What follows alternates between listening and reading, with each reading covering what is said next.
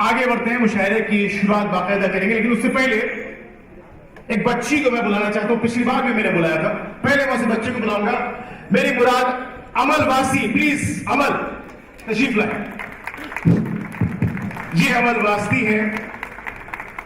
پچھلے سال جب یہ آئی تھی، انہوں نے ایک شعر پڑھا تھا، گونجوں گی تیرے ذہن کے گنبد میں رات دن، جس کو بھلا سکے نہ تو وہ گفتگو ہوں میں پچھلے سال سے لگاتار ان کو سوچتا رہا. اردو کی نفاست، اردو کی نزاکت مجھے ان میں دکھائی دی، اردو کی کھنک ان میں دکھائی دی، اور مجھے لگا کہ ہمارا جو مستقبل ہے وہ سیف ہاتھوں میں ہے. آج میں جاننا چاہتا ہوں کیا کہیں گے امل جی. امل آپ نے تالیاں کم بجائیں اس بچے کے لیے، جتنا حوصلہ اڑائیں گے ہمارا فیوچر کے لیے حوصلہ ہوگا انشاءاللہ. امل. آداب. فانوس بن کے جس کی حفاظت ہوا کرے، وہ شمع کیا بجھے جسے روشن خدا کرے.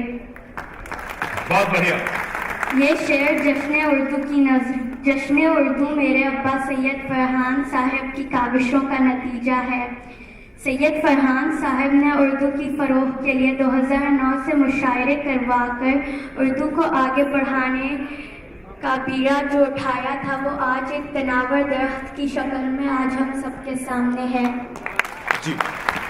میں اب سب سپانسرز کا، سامعین کا، شعراء حضرات کا، ارشد انکل کا، سید فرحان صاحب کا بہت بہت شکریہ ادا کرنا چاہوں گی، جس کے بدولت آج جشن اردو اس مقام تک پہنچا ہے.